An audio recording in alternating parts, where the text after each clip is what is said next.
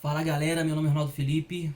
De todos os vídeos que eu já fiz, esse eu acho que vai ser um dos vídeos mais importantes aqui pra mim. Eu acho que também pro meu canal e futuramente pra alguma outra coisa.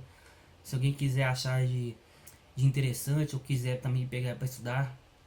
Eu tô fazendo ele é um vídeo de resposta pra um amigo meu que uma vez, em uma discussão entre esquerda e direita, ele disse pra mim que eu devia estudar. Alguns outros amigos meus se afastou de mim, outros me chamou de burro, mas e pra gente começar esse vídeo de resposta, eu vou começar com alguns vídeos que na época que veio ali aquela discussão entre esquerda e direita, no início ali do mandato do Bolsonaro. Ali na época tava muito aqui esse debate de esquerda e direita, direita fascista. Então a gente vai começar esse primeiro vídeo, esse vídeo de resposta, acho que com alguns vídeos que me ajudou a entender o que é esquerda e direita. Na parte final eu vou passar alguns livros que eu peguei para estudar e para entender melhor, para não ficar só nos vídeos. Então bora lá. Eu vou começar primeiro com o vídeo do Wagner, do canal Trágico e Cômico, que ele é pequenininho, curtinho, mas me ajudou muito a entender. Aí esses vídeos eu peguei, fiz uns recortes. Aí depois eu vou deixar aqui na descrição os links. Vocês pegam e vai lá e assiste tudo na íntegra. Beleza? Então bora lá, vou começar aqui. Deixa eu só ajustar aqui para pegar aqui.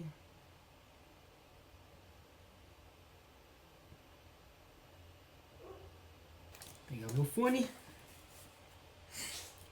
Então, bora lá. As eleições estão chegando e a disputa presidencial não é apenas uma questão de nomes e candidatos, é também uma questão ideológica.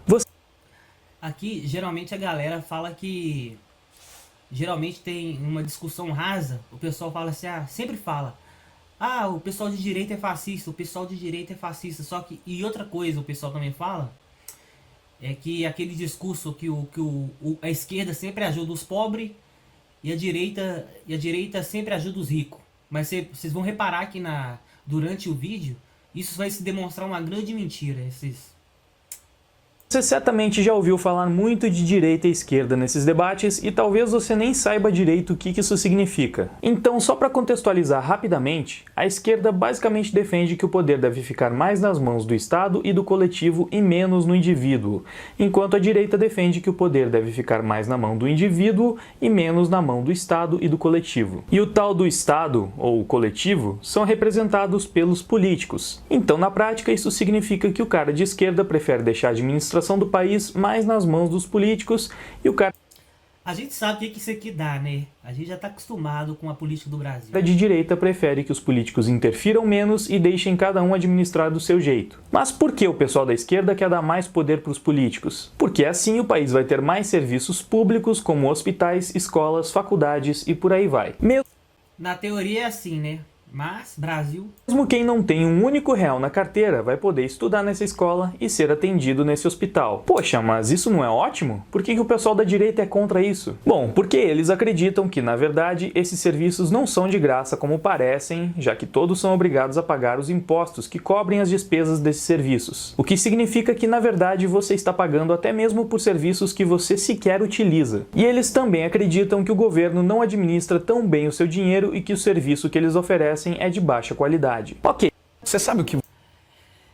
Essa primeira parte foi do vídeo do Trágico e Cômico, do canal do Wagner, né? Trágico e Cômico. Agora a gente vai ver um pedaço aqui do vídeo, que também me ajudou pra caramba, dos Jovens de Negócio. Eu vou deixar também o link na descrição, mas vocês vão lá e dar uma conferida no vídeo completo.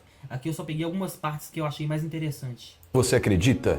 Será que você se identificaria com os termos direita opressora, esquerda caviar, coxinha, mortadela? Será que tem algum dos lados cujos ideais se mostraram mais benéficos para a população ao longo do tempo? Hoje a gente vai entender a diferença entre esquerda e direita e se existe um certo ou errado. Depois vocês vão lá e assistam o vídeo dele na íntegra, completo. Em 1789, durante a Revolução Francesa, os membros da Assembleia Nacional se dividiam em dois lados dentro do parlamento. À direita do rei ficavam os girondinos, leais à religião, à tradição e aos velhos costumes. E também ao rei. E ao lado esquerdo do rei ficavam os jacobinos, radicais revolucionários que lutavam para a implantação de uma república no lugar do poder monárquico. Por quê? Os jacobinos queriam que o povo francês participasse mais ativamente da política. E foi ali, com base nessa disposição entre direita e esquerda, que surgiram com a distinção que a gente conhece hoje. Mas o que exatamente significava direita e esquerda naquela época? Olha, tanto os girondinos, à direita, como os jacobinos, à esquerda, eram contra o Ancien Régime, o antigo regime que governou a França de 1589 até 1789, no início da Revolução Francesa, e que era caracterizado pelo absolutismo do rei, ou seja, você só tinha o direito de concordar com que o rei também concordasse. Mas à direita, os girondinos eram mais moderados e conservadores. Eles não queriam mudar completamente o estado das coisas e, por isso, defendiam um regime de monarquia constitucional, onde o reino continuaria nas mãos da família do rei, mas não de forma absoluta como era. Então, o rei deveria discutir as decisões com um conselho formado no parlamento. E aí, os seus poderes eles seriam limitados por uma Constituição. Os girondinos eram contra o poder absoluto do rei, mas eles queriam manter o status da nobreza e tinham medo de que, caso eclodisse uma revolução, isso acabasse prejudicando seus privilégios políticos e econômicos. Já à esquerda, os jacobinos eram mais radicais, exigindo o direito de até mesmo depor o rei e colocar outro governante no seu lugar. Governante esse que seria escolhido através do voto. Os jacobinos queriam uma autonomia política e queriam que o povo das classes mais baixas também participassem nas decisões do Estado. Os jacobinos defendiam os princípios de liberdade pessoal, liberdade econômica e, inclusive, e ironicamente, princípios que serviriam de base para os ideais que a gente conhece do liberalismo, que hoje são associados a ideais de direita. Então, olha que engraçado aqui. Os liberais que defendem a diminuição do poder do Estado, hoje, eles são de direita, né? Só que esses liberais hoje têm mais semelhança com o que, na verdade, era a esquerda de antigamente. E os defensores de um Estado grande e paternalista, com um maior controle sobre a sociedade e a economia, são, na maioria das vezes, hoje, associados a quê? À esquerda. Só que antes, eles eram originalmente da direita. O fato dessa inversão de significado... nesse início aqui, até eu fiquei de cara. Quando eu entendi que a direita hoje era a esquerda no passado, eu falei, véi, bugou minha mente, mas bora lá, vamos continuar. ter acontecido ao longo do tempo, mostra que verdade é algo mutável. Significados mudam. A forma como a gente atribui conceitos é limitada ao que a gente vê à nossa volta hoje. É perfeitamente possível que a forma como a gente pensa sobre economia... É porque acontece, durante aquele tempo e para agora, vai mudando muita coisa, o pessoal começa a misturar e através disso gera outros modelos de governo, de política e assim por diante. Política, religião e vida até não faça mais nenhum sentido se a gente olhar para daqui a 1000 anos. E aí, Uma pequena bugada. Luta de classes de Marx foi usado muito antes por liberais radicais da Revolução Francesa, Comte e Dunoyer, mas com uma pequena diferença. Para quem leu o livro A Arte da Guerra, você consegue entender que quanto mais você divide as coisas, mais fácil fica para conquistar. Então, por exemplo, então se eu jogar rico contra pobre, se eu jogar negro contra branco, se eu jogar mulher contra homem, se eu jogar e assim por diante, hétero contra gays e por aí vai, homossexual, então por aí vai. Então, quando você mais divide as coisas, fica mais fácil de dominar, porque você deixa todo mundo brigando entre si. Entenderam? Diferença. Na versão liberal, a luta de classes não era dos operários contra os empresários, mas daqueles que produziam riquezas, incluindo os empresários, operários e camponeses, contra os verdadeiros exploradores da época, que eram aqueles que faziam parte do aparelho estatal. Então, a grosso modo, eram produtores, então proletariado junto com os empresários, contra Estado, e não proletários contra empresários. Comte dizia o seguinte: o que nunca se deve perder de vista é que um funcionário público, na qualidade de um funcionário, não produz nada. Que, pelo contrário, ele existe apenas nos produtos da classe trabalhadora e que não pode consumir nada que não tenha sido tirado dos trabalhadores. Bom, o empresário fornece os meios de produção, os trabalhadores fornecem o trabalho e o Estado fornece o quê? Sim, segurança contra ameaças internas e externas, proteção social, educação pública, isso hoje, claro. E dependendo do lugar e do sistema de governo vigente. Eu já fui adepto à visão de que o Estado não produz, mas essa não é bem a verdade. A NASA, uma iniciativa estatal, levou o homem à Lua e desenvolveu tecnologias que formaram uma base para a nossa vida como ela é hoje, como os sinais de satélite, o GPS, computadores, a internet. Mas ainda assim, é fato que o Estado não pode produzir nada sem que antes extraia do que foi produzido tanto por trabalhadores como por empresários. Ele faz isso à força e expropriação, por meio sapecando imposto no povo. E quanto mais imposto, dos impostos. É como se ele definisse o preço do seu próprio serviço e obrigasse a gente a pagar por esse serviço, ainda que esse serviço seja uma bosta. E tem mais outra contradição na teoria marxista. Ela diz que é necessário destruir o Estado repressor e também abolir a propriedade dos meios de produção pelo capitalista privado. A contradição é a seguinte: se o Estado deve desaparecer e a propriedade privada deve ser rejeitada, como que o coletivo vai administrar a sua propriedade sem que vire de novo um grande Estado centralizador e, por consequência, repressor? Bom, talvez por essa contradição que, na prática, parece que os socialistas deixaram de lado a parte anárquica do marxismo, ficando só com a abolição da propriedade privada e passando a defender um grande Estado que gerisse essa propriedade, mesmo que para Marx o Estado deveria sumir. Marx é uma desgraça. Em algum momento. E é lindo. Eu acho que a única coisa que eu reparei que Marx conseguiu fazer foi só observar que realmente havia uma exploração ali nas fábricas entre mulheres, crianças, o pessoal em geral, assim, que as condições eram insalubres. Mas fora isso, é só desgraça. Mas utópico. O que a história mostrou foi que regimes socialistas só centralizaram cada vez mais e mais o poder no Estado, sem dar qualquer indício de que haveria uma dissolução do Estado e início da caminhada para o comunismo. Isso que ele tá falando, eu coloco assim pra mim assim como exemplo. Se uma coisa que foi aplicada muitas das vezes e nunca deu certo, pra que eu vou ter isso hoje como bom pra mim? Pense um pouquinho, seja um pouquinho inteligente. Se algo que sempre tá, quando tá implantando, dá errado, só traz desgraça, pra que eu vou ter aquilo como base pra minha vida? E aí, quando esses socialistas ou comunistas, né, quando perguntados por que fracassou a União Soviética ou Cuba, eles falam que socialismo de verdade nunca aconteceu, mas aconteceu. Só que a previsão de Marx do que se concretizou não aconteceu como ele esperava. A utopia marxista, paradoxalmente, cai exatamente nos seus preceitos filosóficos. O marxismo busca enxergar o mundo não como um conjunto de elementos isolados na história, mas como a interação entre todos esses elementos numa transformação constante e interdependente deles. Mas ele acaba desconsiderando alguns desses elementos da história que podem mudar completamente o rumo dessa transformação, seja por falta de atenção ou por simplesmente não ser um elemento óbvio na época de Marx. Por exemplo, Marx não considera a luta do homem pelo status, que não está necessariamente associada a dinheiro. Marx também não considera o surgimento da cultura das celebridades, que não possuem a posse dos meios de produção, mas ainda assim acumulam fortunas altíssimas e exercem domínio sobre a cultura da sociedade. E Marx também parece ter errado sobre o crescimento dos capitalistas estar diretamente vinculado ao empobrecimento dos trabalhadores, já que, na prática, o que aconteceu foi que tanto burgueses quanto trabalhadores ficaram mais ricos com o sistema capitalista. A desigualdade aumentou, mas não porque pobres ficaram mais pobres, e sim porque todos ficaram mais ricos de maneira desproporcional. Você pode ver essa evolução nesse gráfico. É claro que a extrema pobreza ainda é uma realidade para muita gente e é algo que precisa ser... Infelizmente, em todo lugar vai ter pobreza. Isso não tem como fugir de...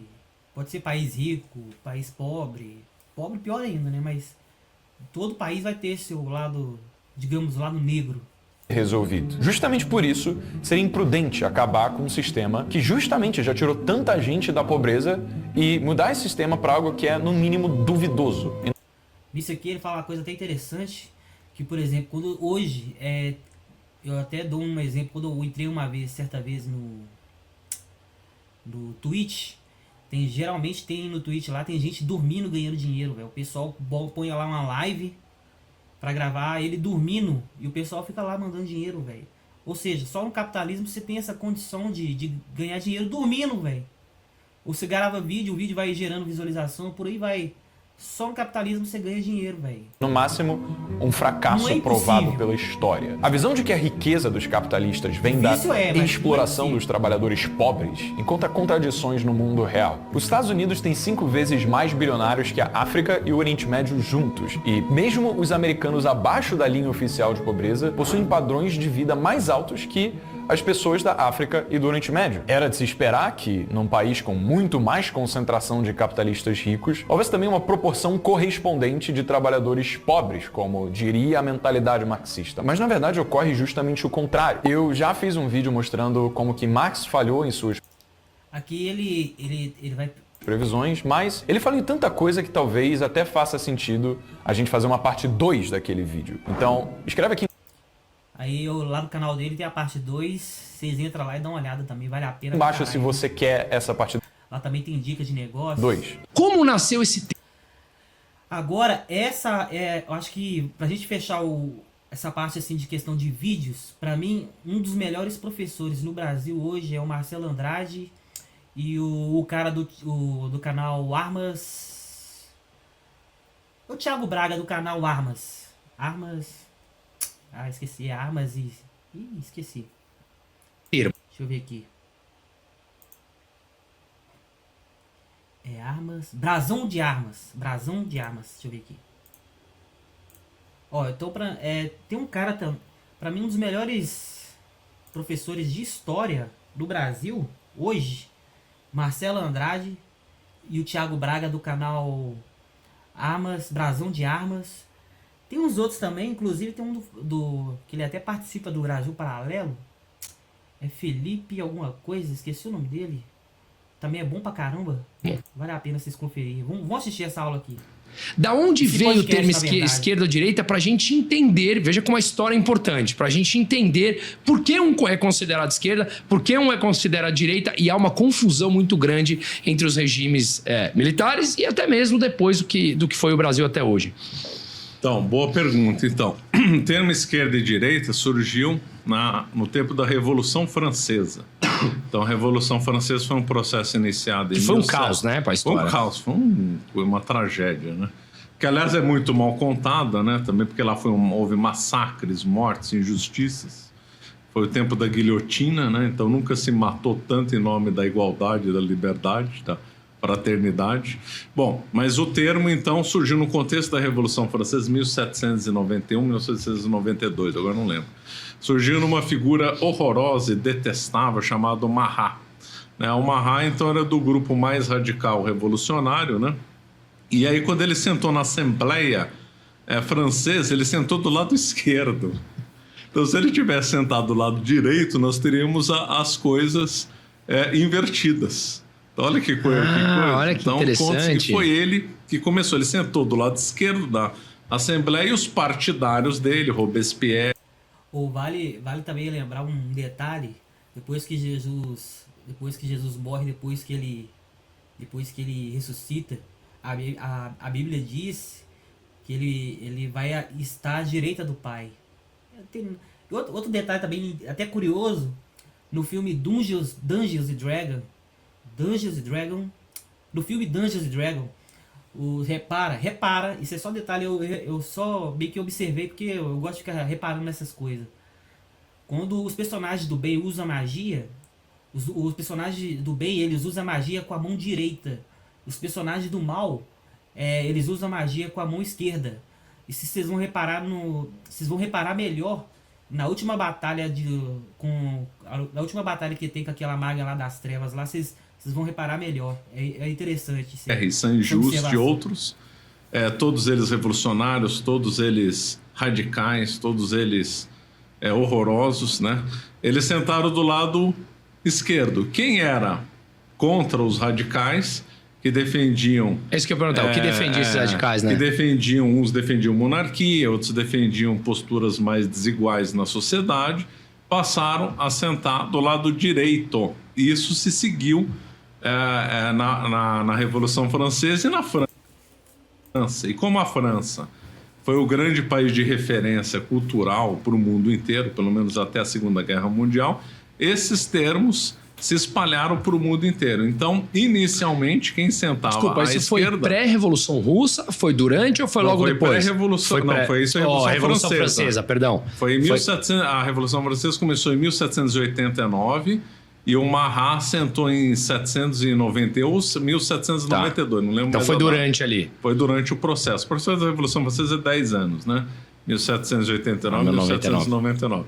Aí o Marat, os radicais sentaram do lado da esquerda e os que eram contra eles, né? Então, os jacobinos e girondinos. Os jacobinos eram os mais radicais e os girondinos os mais moderados, né? Entre o grupo anti-jacobino também tinha monarquista e tinha... Não era assim, um grupo tão homogêneo assim, né? Bom, mas o fato é que surgiu a expressão. Então... ficou vinculado àqueles que defendem o igualitarismo na sociedade, ficaram chamados de esquerdistas. Aqueles que defendem uma sociedade mais desigual passaram a ser chamados de direitistas. Isso aplicado no campo econômico, porque inicialmente não era só uma coisa econômica, né? Era uma coisa para a sociedade inteira.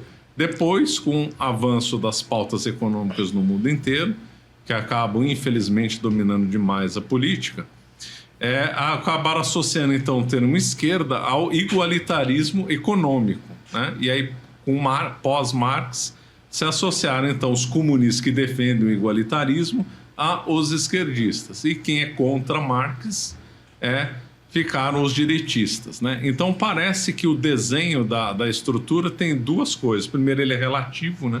Primeiro, que ele oscila muito na história. E segundo, que o foco de orientação é o comunismo. Ou seja, quem é anticomunista passa a ser direitista. E quem é pauta comunista é esquerdista. Então parece que o foco é com base na esquerda, né? Por que é relativo? Porque o que era considerado mais conservador no passado não é mais hoje. Hoje, muita gente tido como conservador seria tido como radical esquerdista no passado. É aquele negócio que eu falei com vocês. Hoje, o cara de direita, no passado, ele era esquerdista. Cabuloso, né, velho? Porque a sociedade vai mudando para lá e para cá, atualmente, infelizmente, para pior. E aí, então, o tema vai mudando. Mais ou menos como a janela de Overton, né? A janela de Overton é daquele teórico Overton que comenta que a sociedade também vai migrando e aí o campo do aceitável vai mudando ao longo do tempo na sociedade. O esquerda e direita também vai se alterando ao longo do tempo, né? Bom, então... legal, então aí o cara sentou, um sentou do lado esquerdo, o outro carinha do lado direito, e aí o que a gente viu foi que isso foi se trasladando ao longo da história por outros países, né? Sim, para todos os países do mundo. Ou seja, o cara da esquerda continuou da esquerda, da direita, e uma coisa me incomodou, como se isso fosse uma escolha binária, como se não houvesse nada além de esquerda ou direita. Ou seja, a esquerda tem que defender um tipo de ideia, a direita outro tipo de ideia, e às vezes você se sente... perdido ali, né? No meio, você fala, porra, não, mas... e a parte de mercado, e a parte de social? Isso foi também um desenvolvimento gradativo ao longo do tempo? Sim, porque a pauta esquerdista mudou muito, né? A pauta... Bom, hoje tá... A pauta do Marx era só econômica. Hoje a pauta dos comunistas que se declaram marxistas virou pautas para supostamente defender as minorias e tal, e outros grupos que além da conta econômica, né? Então eles avançaram de um lado econômico para um lado social. Essa mudança se deu com Gramsci, depois com a escola de Frankfurt, que fez uma inversão dialética no pensamento marxista. O Marx dizia que a revolução tinha que se operar pela infraestrutura. Infraestrutura para o Marx é tudo que é econômico. E a infraestrutura geraria superestrutura, que é tudo que não é econômico. Cultura, religião... tudo é moral, direitos, tudo é da superestrutura, para Marx, né? Aí o Gramsci falou, não, nós temos que trabalhar na superestrutura. É o que acontece toda a implantação do socialismo, do comunismo, gera sempre desgraça. Os caras falaram assim, não vou começar primeiro pela base cultural. É por isso que às vezes demora para ser implantado. Porque os caras vão trabalhando desde a cultura até a chegar na etapa final. E um dos livros que eu até comprei para entender melhor sobre a questão de batalha cultural, comunismo, esse negocinho, foi esse aqui, ó. Bom pra caralho. Nossa, um dos melhores livros que eu já li também. Mas bora continuar. Ah, esse livro aqui, ó, foi inclusive de um canal que eu sigo, de um professor chamado Professor Belei. É outro top pra caralho, viu? Vale a pena. Vou deixar o link na descrição, vocês vão lá e dão uma olhada pra você ver. Ele faz análise de geopolítica. Muito bom as análises dele. Também. A escola de Frankfurt adotou isso e a escola de Frankfurt resolveu trabalhar o marxismo nessa inversão dialética. Tentar mudar a sociedade pela superestrutura. E aí por isso que os marxistas modernos estão com uma leitura mais pós-Gramsci do que a leitura clássica marxista. Então por isso que eles têm que trabalhar na área da cultura, então, mas eles sempre têm que colocar inimigos, né? Nós defendemos o certo e os inimigos são os outros, né? Ainda nessa expressão, nos Estados Unidos gera confusão. Para nós, não para eles, né? Porque lá o liberal seria o nosso esquerdista e o conservador seria o nosso direitista. E aqui no Brasil, o liberal virou direitista, né?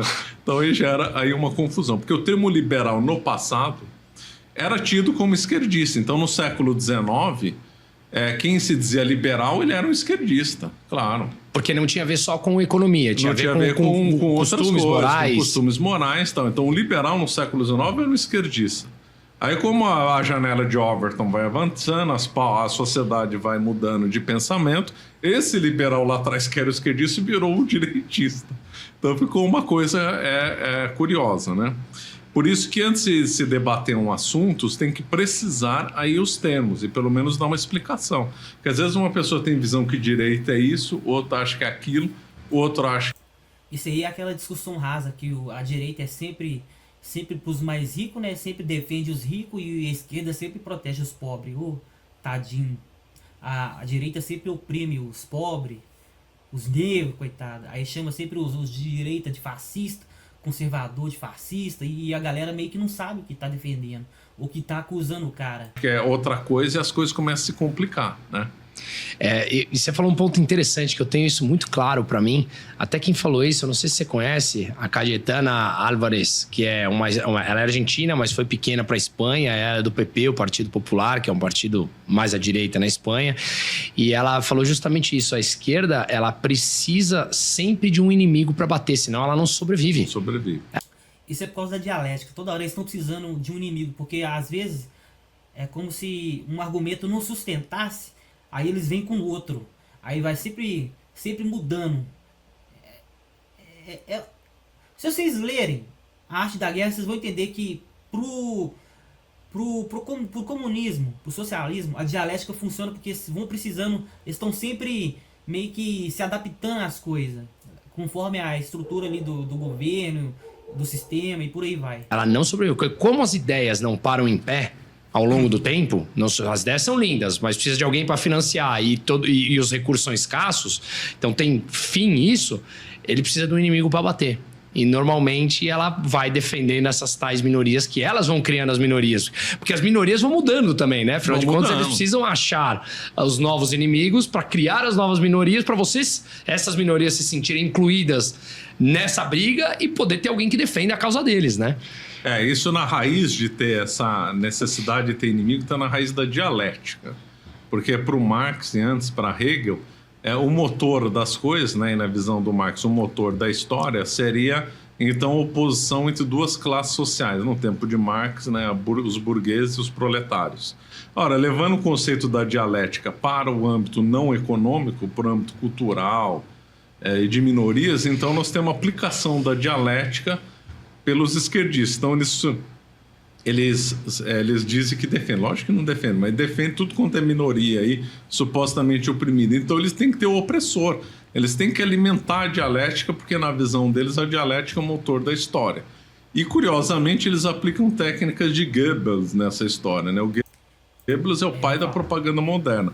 Todo mundo tem horror ao nazismo, claro, e tem que ter mesmo. Só que o engraçado é que as técnicas de Goebbels, apesar de muito criticadas, são usadas pela esquerda, não é só pela esquerda, pela direita também, pelos meios de comunicação, pela televisão, todas as técnicas, boa parte das técnicas de Goebbels são aplicadas na política, embora isso não é divulgado. Criação do inimigo comum, dar um rótulo para esse inimigo, colocar todos os problemas nesse inimigo, são técnicas de Goebbels que nós vemos hoje. Quer ver um exemplo? Fascismo. Então, para o comunista, todo mundo que não é comunista é fascista, e coloca todos os problemas da sociedade nesses fascistas, todas as maldades tudo naquilo ali. Isso é técnica do Para Goebbels. desviar o foco das coisas. E uma ignorância muito grande também de quem compra essa ideia. Claro, de quem tá montando, sucesso para ele que conseguiu com essa técnica. Mas você vê hoje em dia uma série de E também serve para desmoralizar a pessoa, né? Também. moleque de 18, 20 anos de idade que, pelo visto, não tem a menor ideia da brutalidade, do horrível que foi o fascismo, e taxar o que o Brasil tá vivendo hoje, ou que o Milei é para a Argentina, de fascista, né? Alguma coisa, assim, chega a ser catastrófico alguém acreditar nesse tipo de coisa. O fascismo, ele é socialista, né? Então, ele é mais aparentado com o comunismo. Nó, que novidade! Véi, isso aqui quando eu comecei a estudar, fiquei de cara, véi. Fascismo, comunismo, tudo, e nazismo, tudo é a mesma desgraça. Socialismo, fascismo, comunismo, nazismo, tudo é a mesma desgraça. Muda uma coisa para outra, de um para o outro, mas é a mesma desgraça, todos. A única diferença que esses caras fizeram foi pegar a ideia de nacional, porque quando você lê o Manifesto Comunista, o objetivo dele, no final das contas, era ser internacional. Só que acontece, eles viram que isso não ia pegar em todos os países, então se tornou algo nacional, só daquele país. Aí cada país pegou um pouquinho ali de cada elemento dele e fez seu próprio comunismo, ou seu próprio socialismo. A única diferença foi essa. Então, por exemplo, você tem um nazismo, foi mais racial, foi mais ali tribal, né, e tinha elementos de paganismo. E depois você pega o Mussolini também, foi mais ali a questão nacional deles, a Itália, e fez o próprio dele. Mas na base é tudo a mesma coisa. Não muda, é tudo a mesma coisa. Muda uma coisa ou outra. Do que com a democracia liberal republicana, né? Estado forte, Exatamente, presença centralizadora Estado forte. de uma figura. O Mussolini se declarava socialista, nasceu socialista, ficou a vida inteira defendendo o socialismo. No testamento dele, ele faz referência ao socialismo. Então, ele era totalmente socialista, né? Ele só não fez mais porque não deu. Então, o fascismo nasceu no sindicalismo revolucionário, comunista italiano. O Mussolini era do PSI, Partido Socialista Italiano. Aí, depois, o fascismo tem 3 bases, né? O sindicalismo revolucionário italiano, o nacionalismo e a dialética e o idealismo de Hegel, por causa do Gentili, que era o braço direito do Mussolini, né? Defensor do Estado forte. Então nós vemos que o fascismo está mais próximo do comunismo, da esquerda, do que da direita. Claro. As eleições. E pra não ficar só naquele, o menino só viu o vídeo, só não viu o vídeo.